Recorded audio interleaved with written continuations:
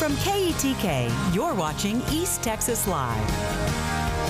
Welcome back. Joining me now is Beth, and she's here to get us ready for the Cybersecurity Expo. How are you doing today? I'm great. How are you? Thank you. I'm doing awesome. So, what's the goal of this cybersecurity conference? Well, the Cybersecurity Conference, this is the third annual one, sponsored by the Tyler Chamber of Commerce. And the main goal really is the educational side of it and awareness side of it for the community to understand what cybersecurity is, why and how it affects them, why they should be concerned about it, and also to just update them on current information that's happening in the nation, and also ways for them to meet some local resources if they want to kind of explore more about it. This is the third year that we're having the conference, but the first year that we're going to have local vendors there to be able to let the community know who in this community can help them should they have questions. So when and where is that going to be held? Okay, so the conference is October the 8th, which is Wednesday, and it starts at 10 a.m. in the morning, and it's going to be at the W.T. Brookshire Center.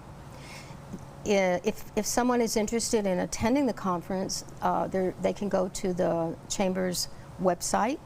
All the information is there, and they can register for the site there. So. Yes, ma'am. You've been doing this for a while. So what are the biggest cybersecurity risks facing businesses today? Well, I think the most important thing is for people to understand that the risk is not based on the size of a business, and it's not based on the location of a business. I think that's where a lot of people, the education side really comes in handy. Cybersecurity is something that affects every business, every size, every area. Since COVID, one of the statistics that's come up that I thought was interesting is that we've had over a 300% raise in ransomware and cybersecurity since COVID. People ask, well, why?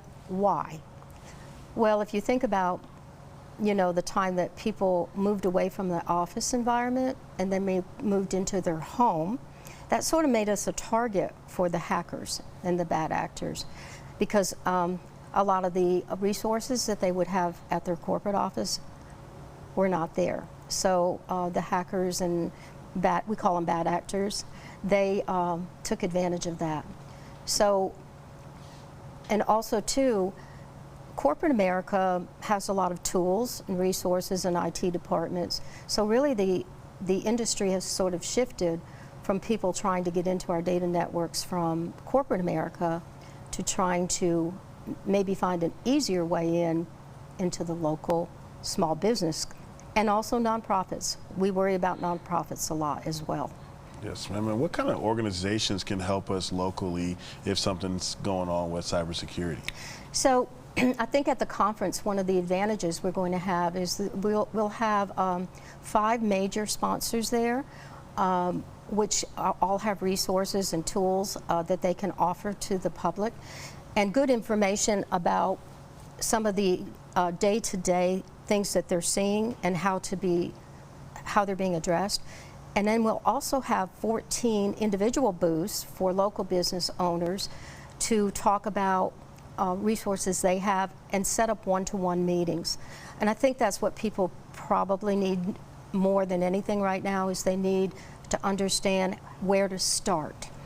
And a lot of people will tell us, we just don't know where to start. So this conference, I think, will be, if nothing else, it will give them a good opportunity to have a place to start and resources locally.